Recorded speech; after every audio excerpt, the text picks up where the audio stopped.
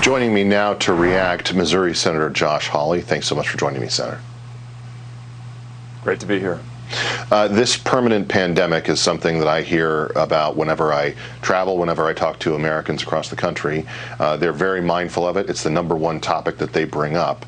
And they're concerned about it because they believe that we have seen over the past year an expansion of government power and government authority over the lives of everyday Americans that bureaucrats and our elected leaders, too, are very unwilling to give up, that they want to keep it in place.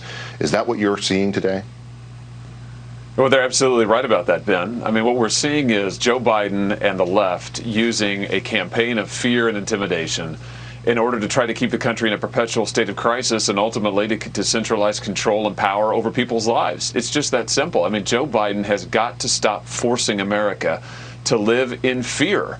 It's time instead to talk about the end of this pandemic. The end is now in sight and how we're going to get there. But that's not what you hear from this White House. You have constant drumbeat of fear-mongering. You have conflicting guidance. You've got conflicting statements. You've got demonizing of people who don't agree with him or people who have concerns about this or that aspect of the pandemic. I mean, it's unbelievable. It's a failure of leadership.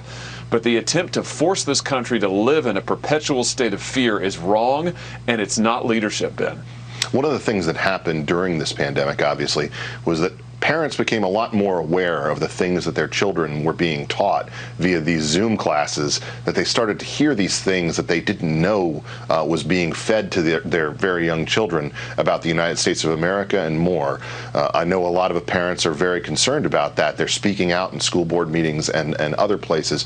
What can be done when it comes to the threat of critical race theory, which is fundamentally anti-American in so many respects, and to assert an alternate view that is much more accurate and one that is in keeping with the principles of the founding when it comes to teaching our kids? Well, Ben, we've got to be clear that critical race theory is false. It's just not true that this country was actually founded in 1619. It's not true that this country is systemically racist. It's not true that the Constitution was written and shot through with white supremacy. But you can't replace lies with nothing. You have to replace lies with the truth. And that's why I believe we ought to require every school district in America that gets taxpayer funds to teach our actual founding documents. I'm talking about the Bill of Rights, Constitution, Declaration of Independence. These are the documents that contain our founding principles. It's what unites us as Americans.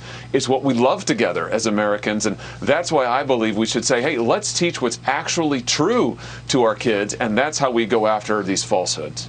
To play devil's advocate for a moment, you will hear the critique from some corners that says, well, that's just being opposed to academic freedom. That's being opposed to, giving teachers and professors their ability to express their views. Why does that not apply in this instance?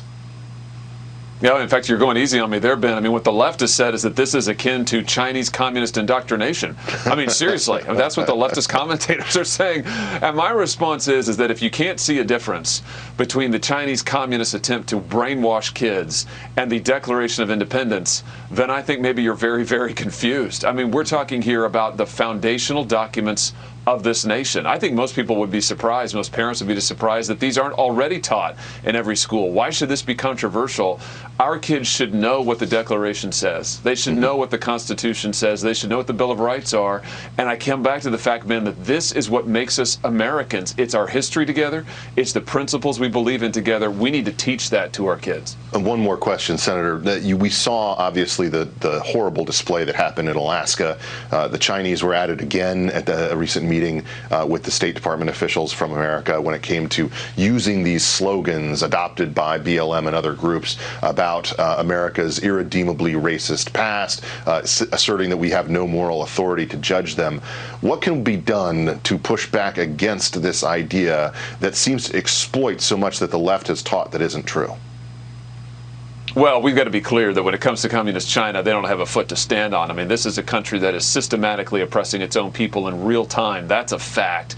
They are committing modern-day slavery. That's a fact. And we've got to be clear at home. This is why it's so important to defend America. It's so important to affirm that we are a great nation of good people. and that our history is a history of greatness and of our people, the American people, striving towards ever-increasing freedom for all Americans. I mean, we've got to affirm that and say that that's who we are, and then with that kind of confidence, turn and confront those who are the true oppressors today, those who want to perpetuate slavery, and unfortunately, that's Chinese, communist Chinese, their imperial agendas, one we're going to have to stand up to. But we can only do that if we're confident of the truth in who we are.